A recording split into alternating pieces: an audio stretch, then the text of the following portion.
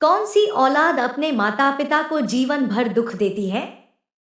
इसका उत्तर उन 3 गुणों में छिपा है जो एक संतान को अपने माता पिता के लिए बोझ बना देते हैं। आइए इस प्राचीन कथा के माध्यम से समझते हैं कि ये 3 गुण कौन से हैं। बहुत समय पहले की बात है। एक राज्य में सूरजभान नाम का राजा राज करता था। उसकी एक बहुत सुंदर बेटी थी जिसका नाम कलावती था। कलावती को अपनी सुंदरता पर बहुत घमंड था। वह बचपन से ही अपने माता पिता की लाडली थी, जिसके कारण उसे पूरी स्वतंत्रता मिली हुई थी। इसी वजह से वह बिन किसी अनुशासन के बड़ी हुई और अपनी सुंदरता के अभिमान में डूबी रहती थी। कलावती किसी को अपने बराबर नहीं समझती थी और लोगों का अपमान करती रहती थी। जब किसी भी बच्चे को जरूरत से ज्यादा आजादी मिल जाती है तो वे बिगड़ जाते हैं और उन्हें बिगाड़ने में सबसे बड़ा हाथ उनके माता पिता का होता है। अगर बच्चे मनमानी करने लगते हैं तो माता पिता को उनकी तरफदारी नहीं करनी चाहिए, बल्कि उनकी गलतियों पर उन्हें समझाना चाहिए। आवश्यकता पड़ने पर डांट फटकार भी जरूरी होती है। बच्चे आपकी बात तभी मानते हैं जब आपने उन्हें बचपन से ही अनुशासन और संस्कार सिखाए हों। यदि माता पिता ने यह नहीं किया तो जब संतान बड़ी हो जाती है तो उसे समझाना भी मुश्किल हो जाता है। तब आपकी बातें उन्हें तीर की तरह चुभने लगती हैं और वे आपकी पकड़ से बाहर हो जाते हैं। राजा सूरजभान की कन्या कलावती जब विवाह योग्य हो गई तो उसके लिए कई रिश्ते आने लगे, लेकिन कलावती ने अपने दुष्ट स्वभाव के कारण उन सभी रिश्तों को ठुकरा दिया। राजा सूरजभान अपनी बेटी की इन हरकतों से बहुत परेशान हो चुके थे।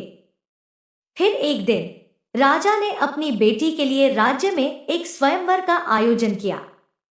विभिन्न राज्यों के राजकुमार और राजा महाराजा स्वयंवर में भाग लेने के लिए आए। कलावती वरमाला लेकर राज दरबार में आई, लेकिन अपने सुंदरता के अभिमान में उसने सभी राजकुमारों का मजाक उड़ाया और उन्हें अपमानित किया। यह देख राजा सूरजभान का गुस्सा 7वें आसमान पर पहुंच गया।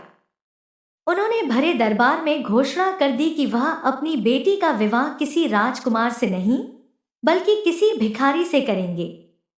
वह भिखारी रोज भीख मांगकर पेट भरता हो और कलावती को भी उसी के साथ भीख मांगनी पड़ेगी। इससे उसे अपने गलतियों का एहसास होगा। राजा की यह घोषणा सुनकर सभी मंत्रियों ने उनकी प्रशंसा की। उसी समय एक गाना गुनगुनाता हुआ भिखारी दरबार के बाहर से गुजरा। राजा ने उसे दरबार में बुलवा लिया। भिखारी की दयनीय दशा देखकर राजा ने घोषणा की कि वह कलावती का विवाह इस भिखारी से करेंगे। कलावती को विवश होकर उस भिखारी के साथ जाना पड़ा।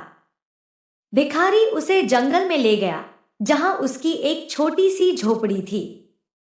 वहां उसने कलावती को कठोरता से कहा कि अब यही उसका नया घर है और उसे इसी में रहना पड़ेगा। कलावती, जिसने महलों में अपना जीवन बिताया था, अब इस झोपड़ी में रहने लगी। भिखारी ने उसे घर का सारा काम करने को कहा। धीरे धीरे उनकी सारी जमा पूंजी खत्म हो गई और भिखारी ने कलावती से कहा कि वह आम तोड़कर उन्हें बाजार में बेच आए। कलावती ने सोचा, क्या मैंने कभी सोचा था कि मुझे कभी बाजार में आम बेचने पड़ेंगे? लेकिन उसे मजबूरी में यह काम करना पड़ा। एक दिन जब कलावती सड़क के किनारे आम बेच रही थी, एक राजा का सैनिक आया और उसके सारे आमों को लात मारकर बर्बाद कर दिया। कलावती ने रोते हुए अपने पति से यह बात बताई।